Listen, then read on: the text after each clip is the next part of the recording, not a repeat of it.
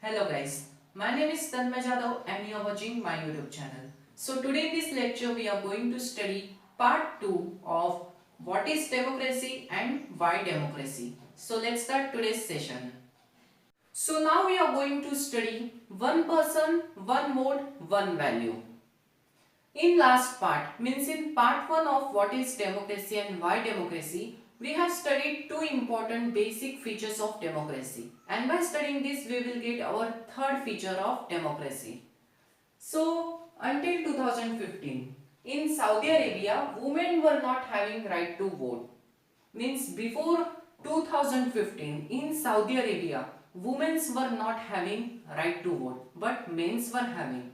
So can you say that Saudi Arabia was a democratic country before 2015? No, it was not. Because women were not having right to vote before 2015. And secondly, in Estonia. Now what is Estonia? Estonia is the name of country near Russia. So in Estonia, Russian minority find it difficult to get the vote or to get the right to vote. Means some people of Russia were living in Estonia. They find it difficult to get right to vote in Estonia. Not in Russia, in Estonia. So Estonia is not a democratic country. And secondly, Fiji. Now Fiji is what? What is Fiji? Fiji is the name of island. Fiji is the name of island. So vote of an indigenous Fiji has more value than that of Indian Fiji. What? Vote of an indigenous Fiji means people who were already living in Fiji only. Only that Fijians or only that indigenous Fijians were having more value of their vote. But if Indians will go there and settle in Fiji, they were not having that much value of their votes. So, vote of an indigenous Fiji has more value than that of Indian Fiji. So, by studying these cases, we come to our third important feature of democracy. What is that? In a democracy, each adult citizen must have one vote and each vote must have one value. In a democracy, each adult citizen means older people must have one vote and one vote must have one value. Rule of law and respect for rights. Now we are going to study a case of Zimbabwe, and by that we will get our fourth and the most important feature of democracy. So see, Zimbabwe got independence in 1980. Zimbabwe, an African country, got independence in 1980.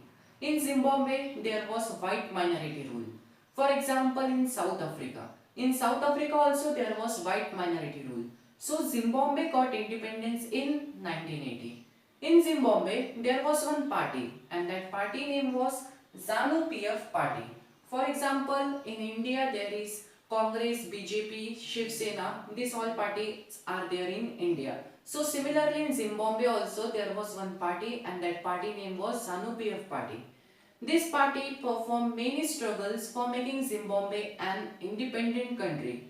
Its leader was Robert Mugabe. ZANU-PF party's leader was Robert Mugabe. After independence, elections were held in Zimbabwe.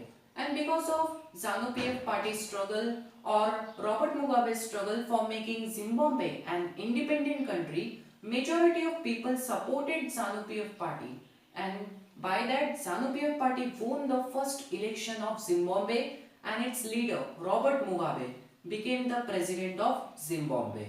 But whenever any another elections takes place in Zimbabwe, Robert Mugabe, he always used unfair practices inside the election. Means he always performed illegal practices or malpractices inside the election. And he also amended the constitution in his favor. Means he changed the constitution of Zimbabwe by his will or in his favor. And third, protest was declared illegal. Now protest was also declared illegal. Means the people who were protesting against Robert Mugabe of ZANU-PF party, that protest was declared illegal. And fourth, and radios were controlled by the government. Now televisions and radios were also controlled by the government. And judiciary was also ignored by the government. Now government means which government? ZANU PF. Now see, whenever any court takes any decisions or judgments against Robert Mugabe or against the ZANU PF party, that judgments or decisions were most of the time ignored by Robert Mugabe. See, after studying the case of Zimbabwe, we can say that ZANU-PF party is a democratically elected party. Means this party is democratically elected by the people. By the majority of people, ZANU-PF party is elected. But this party is behaving as a undemocratically. This party is behaving undemocratically with the people. How can we say this? See, he used unfair practices in second election, means illegal practices was performed by Robert Mugabe, and he amended the constitution in his favor. He changed the constitution, and third, protest was declared illegal. And whenever any protest was taken place against Robert Mugabe, that protest was declared as a illegal. Fourth, television and radios were controlled by the government. Now government controlled the television and radio. And fifth, judiciary was also ignored by the government, by ZANU-PF party. So what we can learn from this? What we can learn from this? We can say that most popular government can be undemocratic. Means the government which was more popular government, means more popular government here is ZANU-PF. ZANU-PF is the most popular government. So the popular government can be undemocratic also. Popular government can be undemocratic also. So our fourth and the most important feature of democracy is what? A democratic government rules within limits set by the constitutional law and citizens' rights. Means the government which was democratically elected by the people, means majority of people supported that government. That democratically elected government should rules within the limits. Government should rules within the limits of constitutional law and citizens' rights. So guys, in today's lecture, we have studied third and fourth feature of democracy.